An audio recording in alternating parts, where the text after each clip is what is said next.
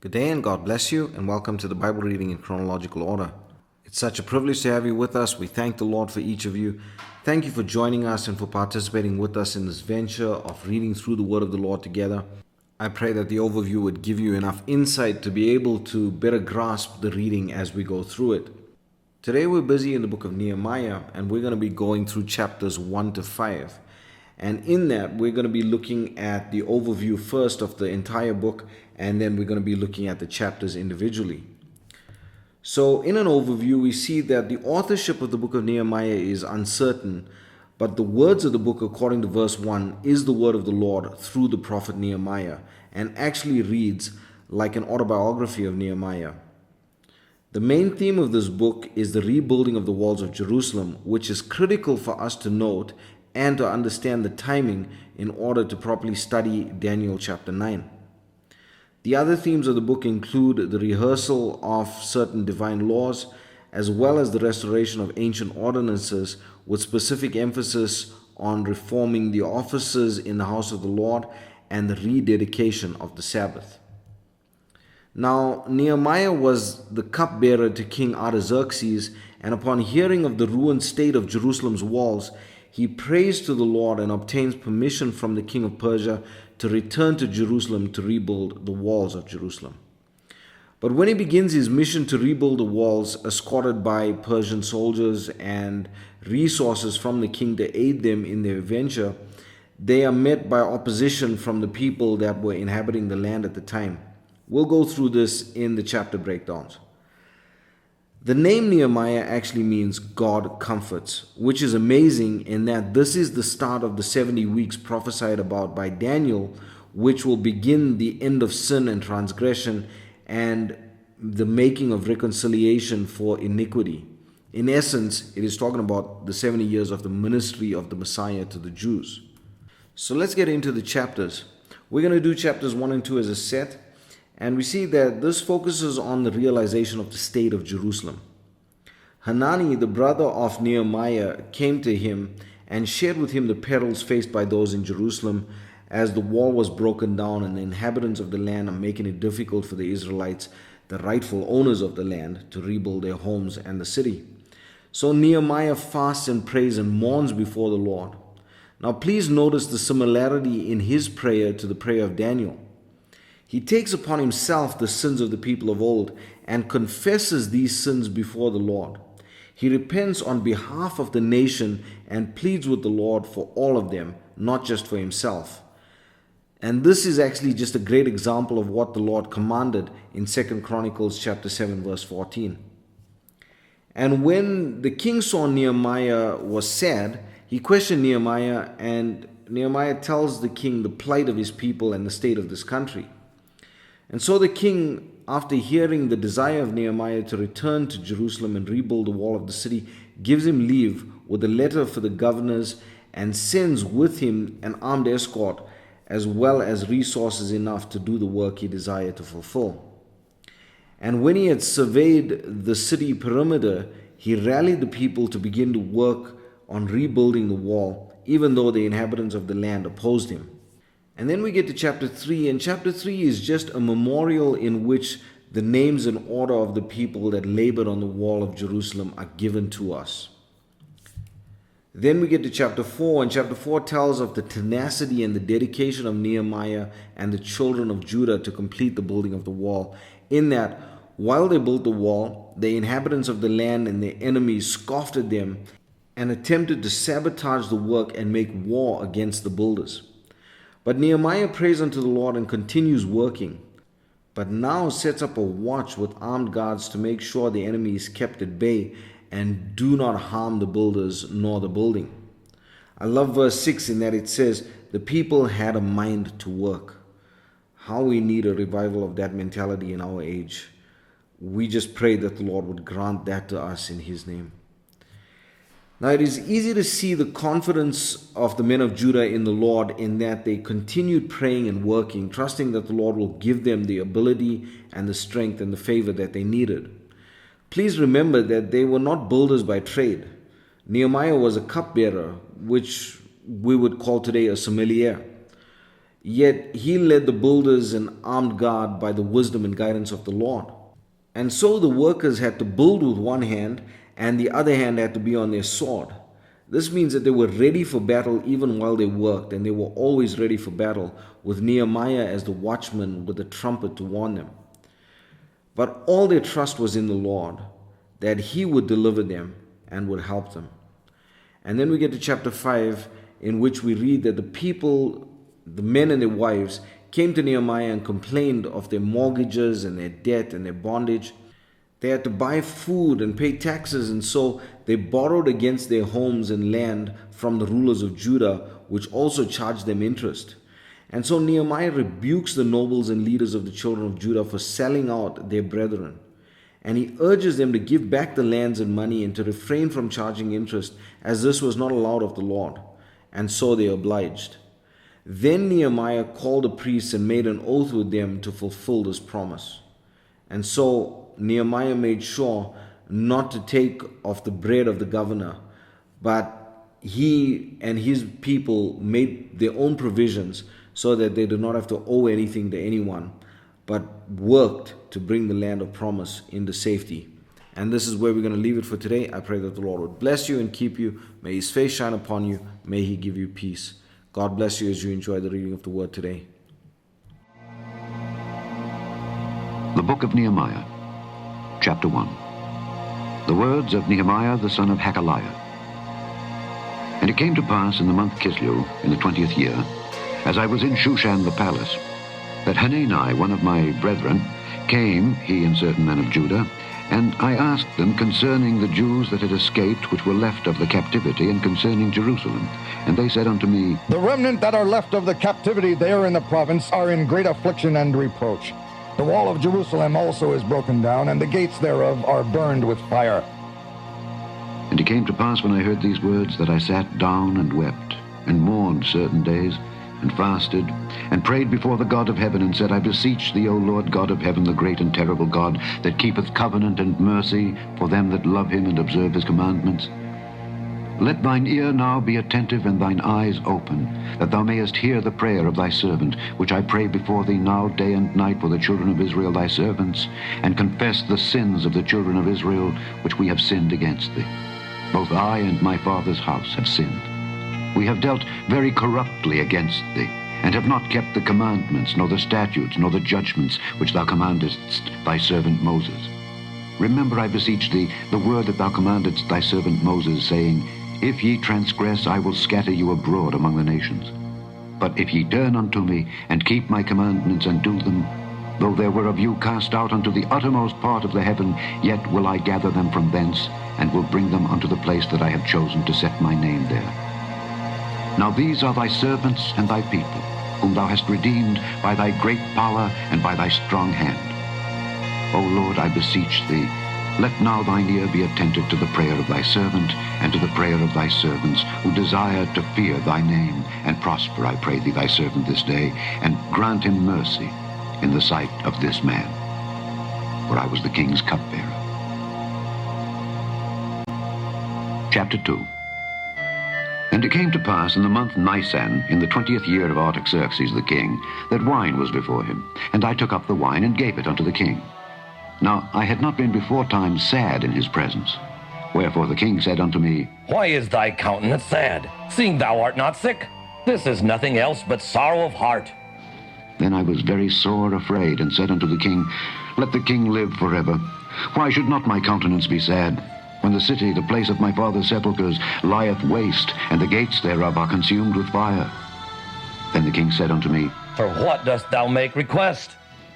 So I prayed to the God of heaven. And I said unto the king, If it please the king, and if thy servant have found favor in thy sight, that thou wouldest send me unto Judah, unto the city of my father's sepulchres, that I may build it.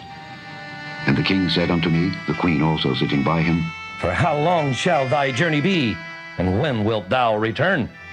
So it pleased the king to send me, and I set him a time. Moreover, I said unto the king, If it please the king, let letters be given me to the governors beyond the river, that they may convey me over till I come into Judah. And a letter unto Asaph the keeper of the king's forest, that he may give me timber to make beams for the gates of the palace which appertain to the house, and for the wall of the city, and for the house that I shall enter into. And the king granted me according to the good hand of my God upon me. Then I came to the governors beyond the river, and gave them the king's letters. Now the king had sent captains of the army and horsemen with me. When Sanballat the Horonite and Tobiah the servant the Ammonite heard of it, it grieved them exceedingly that there was come a man to seek the welfare of the children of Israel. So I came to Jerusalem, and was there 3 days. And I arose in the night, I and some few men with me. Neither told I any man what my God had put in my heart to do at Jerusalem, neither was there any beast with me save the beast that I rode upon. And I went out by night, by the gate of the valley, even before the dragon well, and to the dung port, and viewed the walls of Jerusalem, which were broken down, and the gates thereof were consumed with fire. Then I went on to the gate of the fountain, and to the king's pool, but there was no place for the beast that was under me to pass. Then went I up in the night by the brook, and viewed the wall, and turned back and entered by the gate of the valley, and so returned. And the rulers knew not whither I went or what I did. Neither had I as yet told it to the Jews, nor to the priests, nor to the nobles, nor to the rulers, nor to the rest that did the work. Then said I unto them, Ye see the distress that we are in, how Jerusalem lieth waste, and the gates thereof are burned with fire. Come, and let us build up the wall of Jerusalem, that we be no more a reproach. Then I told them of the hand of my God which was good upon me, as also the king's words that he had spoken unto me. And they said, Let us rise up and build. So they strengthened their hands for this good work. But when Sanballat the Horonite, and Tobiah the servant, the Ammonite, and Geshem the Arabian heard it, they laughed us to scorn and despised us, and said, What is this thing that ye do? Will ye rebel against the king? Then answered I them, and said unto them, The God of heaven, he will prosper us. Therefore we his servants will arise and build. But ye have no portion, nor right, nor memorial in Jerusalem. Chapter 3. Then Eliashib the high priest rose up with his brethren the priests, and they builded the sheep gate. They sanctified it, and set up the doors of it. Even unto the tower of Meah they sanctified it, unto the tower of Hananeel. And next unto him builded the men of Jericho, and next to them builded Zachar the son of Imri. But the fish gate did the sons of Hasenaah build, who also laid the beams thereof, and set up the doors thereof, the locks thereof, and the bars thereof. And next unto them repaired Meremoth the son of Urijah the son of Koz. And next unto them repaired Meshullam the son of Berechiah the son of Meshezabeel. And next unto them repaired Zadok the son of Baana. And next unto them the Tekoites repaired. But their nobles put not their necks to the work of their lord. Moreover, the old gate repaired Jehoiada the son of Paseah, and Meshullam the son of Besodiah. They laid the beams thereof, and set up the doors thereof, and the locks thereof, and the bars thereof. And next unto them repaired Melatiah the Gibeonite, and Jadon the Meronothite, the men of Gibeon and of Mizpah, unto the throne of the governor on this side the river. Next unto him repaired Uzziel the son of Harhiah of the goldsmiths. Next unto him also repaired Hananiah the son of one of the apothecaries, and they fortified Jerusalem unto the broad wall. And next unto them repaired Rephaiah the son of Hur, the ruler of the half part of Jerusalem. And next unto them repaired Jediah the son of Harumath, even over against his house. And next unto him repaired Hattush the son of Hashabniah. Malchijah the son of Harim and Hashab the son of Pahath-Moab repaired the other piece, and the tower of the furnaces. And next unto him repaired Shallum the son of Halohesh, the ruler of the half part of Jerusalem, he and his daughters. The valley gate repaired Hanan and the inhabitants of Zanoah. They built it and set up the doors thereof, the locks thereof, and the bars thereof, and 1,000 cubits on the wall unto the dung gate. But the dung gate repaired Malchiah the son of Rechab, the ruler of part of Beth-Hakerem. He built it and set up the doors thereof, the locks thereof, and the bars thereof. But the gate of the fountain repaired Shallum the son of Colhozi, the ruler of part of Mizpah. He built it and covered it, and set up the doors thereof, the locks thereof, and the bars thereof, and the wall of the pool of Siloah by the king's garden, and unto the stairs that go down from the city of David. After him repaired Nehemiah the son of Azbuk, the ruler of the half part of Beth-zur, unto the place over against the sepulchres of David, and to the pool that was made, and unto the house of the mighty. After him repaired the Levites, Rehum the son of Bani. Next unto him repaired Hashabiah the ruler of the half part of Keilah in his part. After him repaired their brethren, Bavai the son of Henadad the ruler of the half part of Keilah. And next to him repaired Ezer the son of Jeshua the ruler of Mizpah, another piece over against the going up to the armory at the turning of the wall. After him Baruch the son of Zabbai earnestly repaired the other piece from the turning of the wall unto the door of the house of Eliashib the high priest. After him repaired Meremoth the son of Urijah the son of Koz another piece from the door of the house of Eliashib even to the end of the house of Eliashib. And after him repaired the priests, the men of the plain. After him repaired Benjamin and Hashab over against their house. After him repaired Azariah the son of Maaseiah the son of Ananiah by his house. After him repaired Binnui the son of Henadad another piece from the house of Azariah unto the turning of the wall, even unto the corner. Palal the son of Uzai over against the turning of the wall, and the tower which lieth out from the king's high house, that was by the court of the prison. After him Pedaiah the son of Parosh. Moreover, the Nethinims dwelt in Ophel unto the place over against the water gate toward the east, and the tower that lieth out. After them the Tekoites repaired another piece over against the great tower that lieth out, even unto the wall of Ophel. From above the horse gate repaired the priests, every one over against his house. After them repaired Zadok the son of Immer over against his house. After him repaired also Shemaiah the son of Shechaniah, the keeper of the east gate. After him repaired Hananiah the son of Shelemiah, and Hanan the sixth son of Zalaph another piece. After him repaired Meshullam the son of Berechiah over against his chamber. After him repaired Malchiah the goldsmith's son unto the place of the Nethinims and of the merchants, over against the gate Mithkad, and to the going up of the corner. And between the going up of the corner unto the sheep gate repaired the goldsmiths and the merchants. Chapter 4.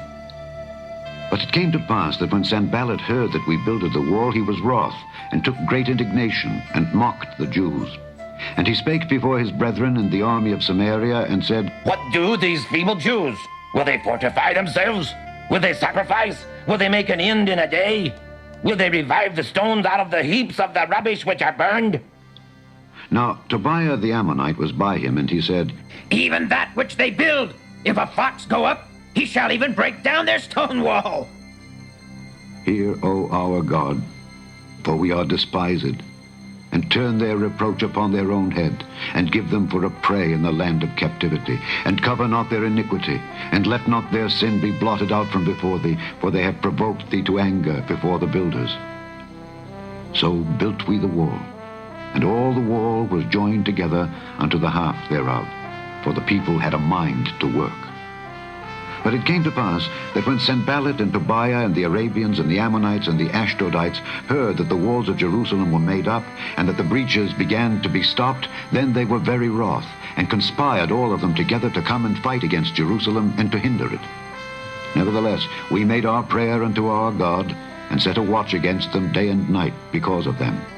And Judah said, The strength of the bearers of burdens is decayed, and there is much rubbish, so that we are not able to build the wall.